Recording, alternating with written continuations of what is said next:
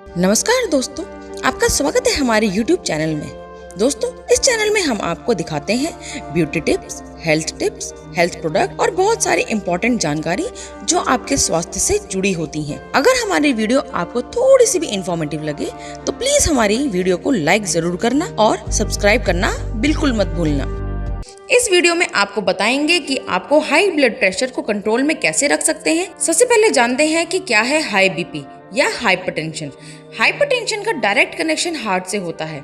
दरअसल body parts या sales तक पूरे ब्लड पहुंचाने या फिर प्योर ब्लड का उपयोग बॉडी पार्ट्स या सेल्स के द्वारा करने के बाद जो इम्प्योर ब्लड होता है वापस वो किडनी और लंग्स में भेजने का काम हार्ट का होता है। हार्ट एक मिनट में 70 से 72 बार बीट करता है। जब सब कुछ सही रहता है तो हमारे ब्लड वेसल्स जो है यानी कि जो हमारी खून की नलियां होती हैं उसमें ब्लड प्रेशर 120 to 80 तक होता है। लेकिन खून की नलियों में जो हमारा फैट जमा हो जाता है, वो खून की नलियां हैं, उनका जो रास्ता है वो बहुत नैरो हो जाता है, बहुत कम हो जाता है, जिसकी वजह से उसका लचीलापन भी कम हो जाता है। इस वजह से हार्ट जो है वो हमारे बॉडी पार्ट्स में अच्छे से जो ब्लड सप्लाई है वो नहीं कर पाता है और यहीं से शुरुआत होती है हाई बीपी और हाइपरटेंशन की। तो सबसे पहले बात करते हैं कि नॉर्मल बीपी की रेंज क्या है। जो नॉर्मल बीपी है वो हमारा नॉर्मली 130 to 90 रहता है।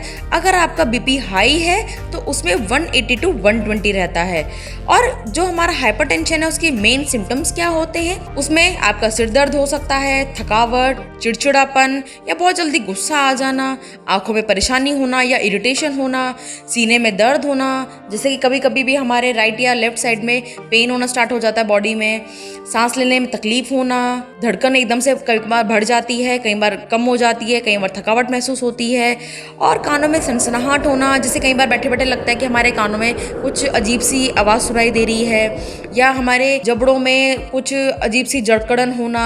हमारे कुछ केस में ऐसा भी होता है यानी कि यूरिन में ब्लड आना, कई बार सांस भी फूलने लगती है।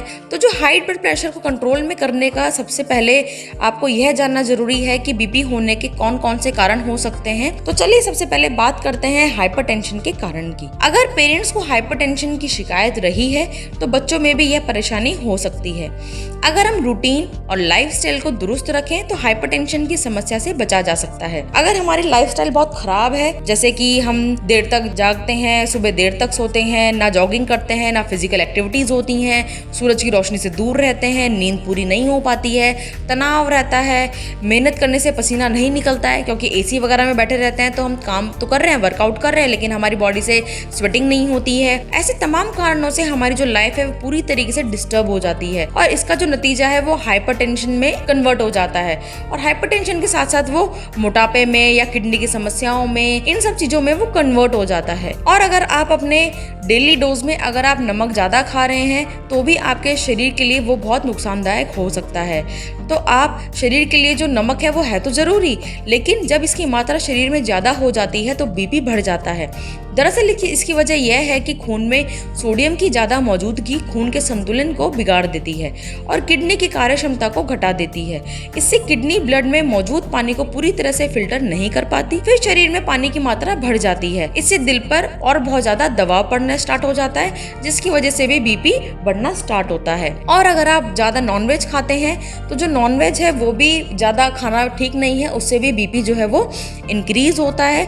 अगर आपको अपना बीपी कंट्रोल में रखना है तो आप ज्यादा नॉनवेज ना खाएं। अगर आप अपने हाई ब्लड प्रेशर को कंट्रोल में रखना चाहते हैं तो आपको फिजिकल एक्टिविटी करना बहुत जरूरी है, इसलिए आपको हल्का फुल्का व्यायाम सुबह और शाम को करना चाहिए और अगर हो सके तो आप मॉर्निंग और इवनिंग वॉक जरूर करें। और आप लहसुन की एक कली सुबह खाली पेट पानी के साथ ले सकते हैं। नमक का सेवन कम से कम करना चाहिए और आपको जब भी नमक का सेवन करें तो सेंधा नमक का ही इस्तेमाल करें। और खाना खाने के 15 मिनट के बाद आपको 4 चम्मच अर्जुना रेस्ट और 4 चम्मच पानी मिलाकर इसका सेवन करने से आपका जो बीपी है और जो कोलेस्ट्रॉल है वो बहुत जल्दी कंट्रोल में आ जाएगा। अगर आपको ज्यादा ही बीपी की समस्या है तो आपको खाना खाने के बाद 1 गोली सुबह 1 गोली शाम को प्रभाकर वटी की ले सकते हैं। अगर हाइपरटेंशन से बचना है तो ज्यादा फैट यानी कि घी, रिफाइंड तेल खाने से आप जरूर बचें। तो दोस्तों, ये थी हमारी बहुत इंपॉर्टेंट इन्फॉर्मेशन एक हाई बीपी के बारे में, यानी कि जो आजकल की जनरेशन में बहुत कॉमन डिजीज बनता जा रहा है। तो आपको ये जानकारी जानकर कैसा लगा हमें कमेंट करके जरूर बताएं और हमारी वीडियो अगर इन्फॉर्मेटिव लगी है तो प्लीज उसको लाइक और शेयर जरूर करें। Thank you.